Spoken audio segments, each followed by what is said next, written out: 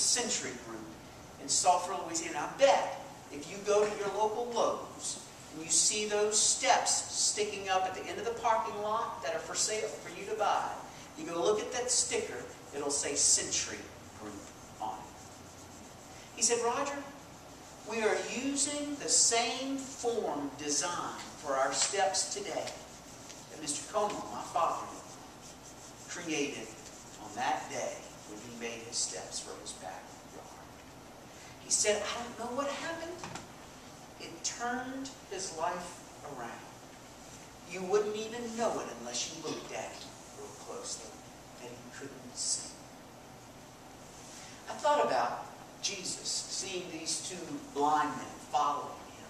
I love the way the story unfolds. He just leaves the house. He's exhausted. He's been healing people all day long. He's been interrupted on his way to the house by a hemorrhaging woman. Now, you know, any woman takes a while to heal. All right? You got a bad woman.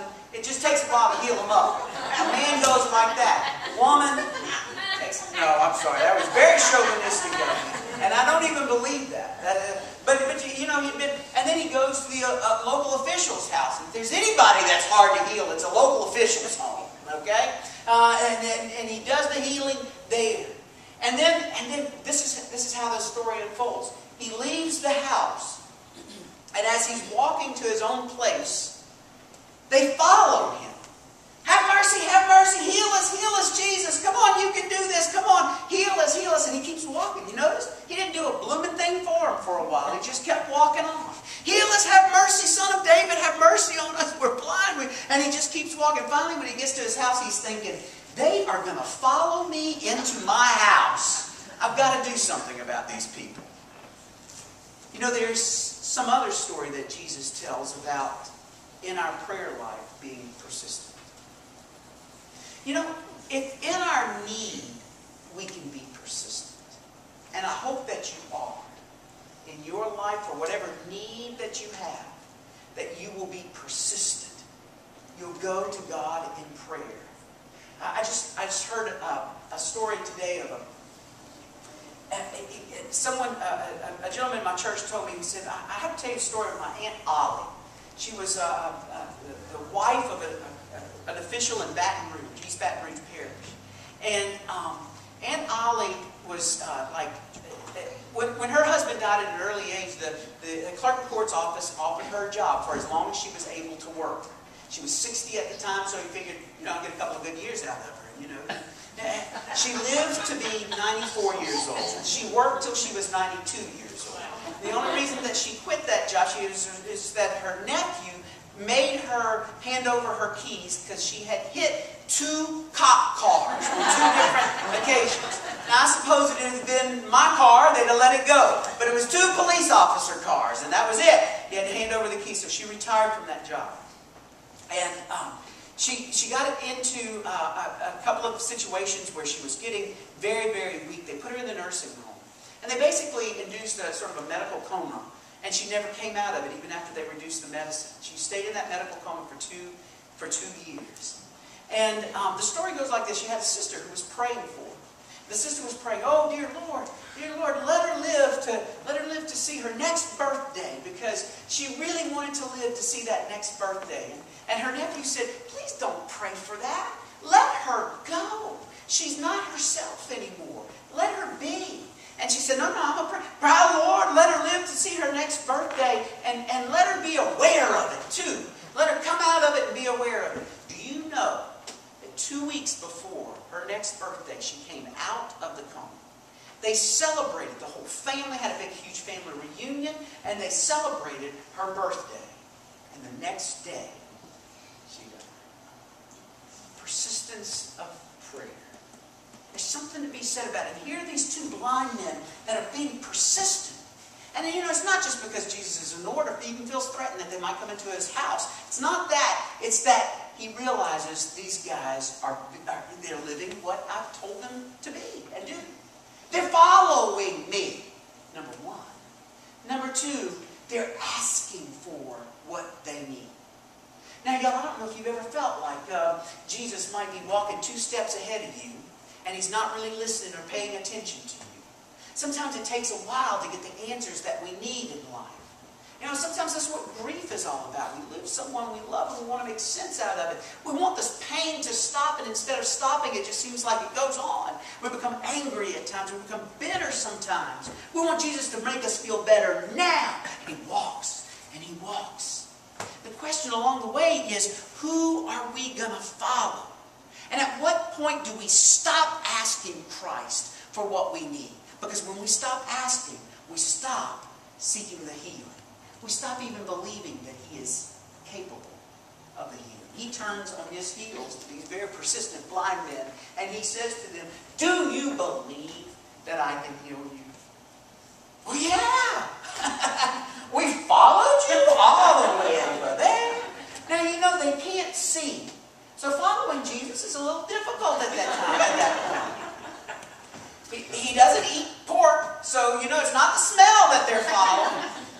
Perhaps they're listening very closely to the footsteps of the Master, the one that they call Master. And they're following. Yes, we believe His healing at this point is very unique. He touches their eyes. He touched the eyes of others. That's not the unique part. He asked them the question first. Do you believe? Do you believe that I have the power to do this in your life?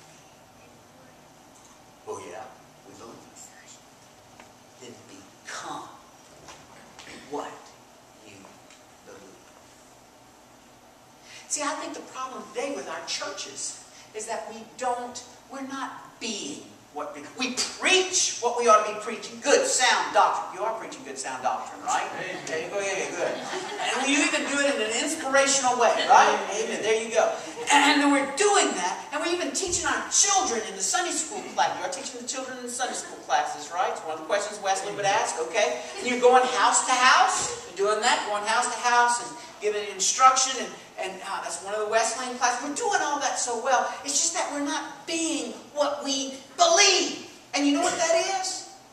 Powerful.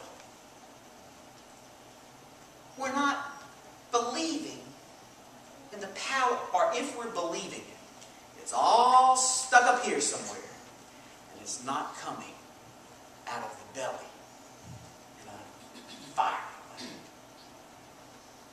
I believe we have some power. Now, we don't have some power. We don't have power over weather. We don't have power over disease, whether we're going to get one or not. We don't have power over other people's emotions, and even sometimes our own, how we feel. They just happen. They just bubble up, and understand all that. But we do have power as to how we're going to react to them, and how we're going to live into them, and how we're going to be into them.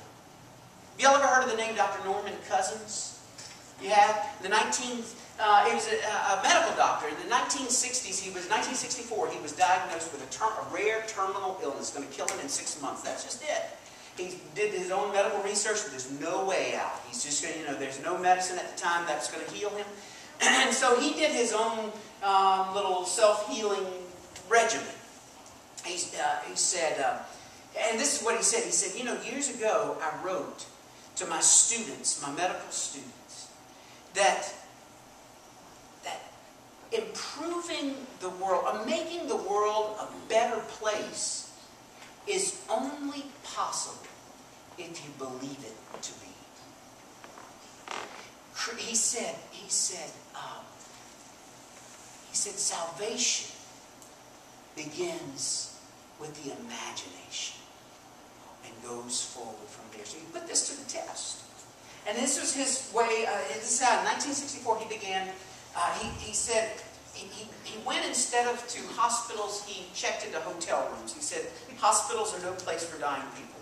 So he went into the hotel rooms and he rented and got hold of old, right back then it was the reel-to-reel movies of the Marx Brothers comedies and Candid Camera. And he just began laughing and enjoying life. For whatever time left, he said, I was going to laugh. And the more I laughed, the more my protein levels evened out.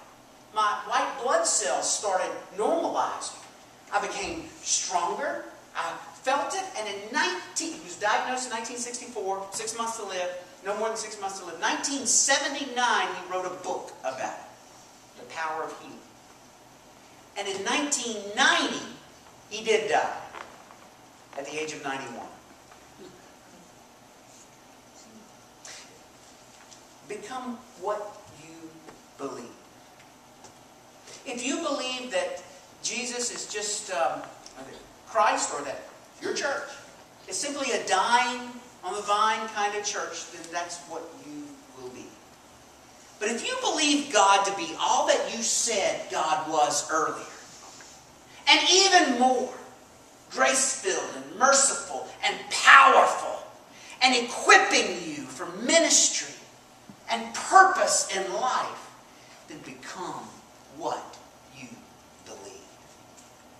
A young woman in my church, I like to have people come up and give testimony. And on November 14th, this young woman is going to come up and give a testimony in my church at the contemporary service. And this is her story. Her name is Cece. There's nothing private about this. There's no pastoral confidences. She's going to be out there with it publicly, and I have permission to share.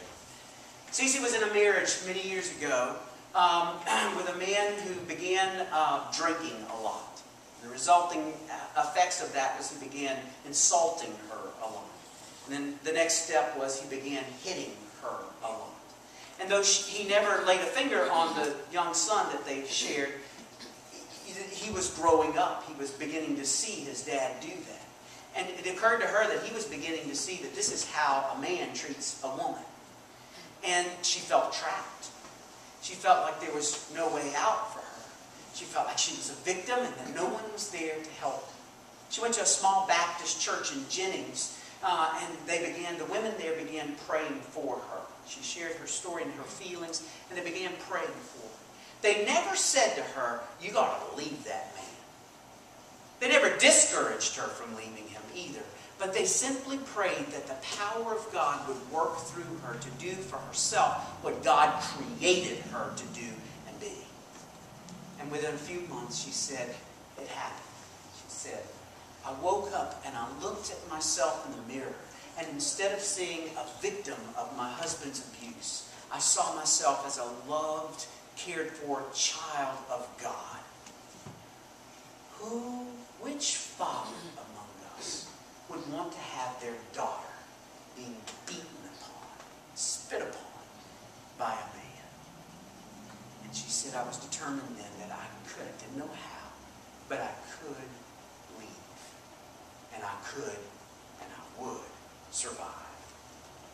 That young man, that's the child, is now a police officer, a security guard, actually, not security guard, but at the prison in town. Young, strong, a drummer with our praise band sometimes, not the one that was here the other night, but a drummer, and his own story of God's power living through his life. See, no matter where we find ourselves in life, young or old, blind or enslaved by abuse or addiction, Christ gives us the ability through his power to become what we believe him to be. I'd say the opposite is true too. What you have become is what you believe Christ to be. Your belief isn't just something that stays locked up in your head, but it's lived out through your life.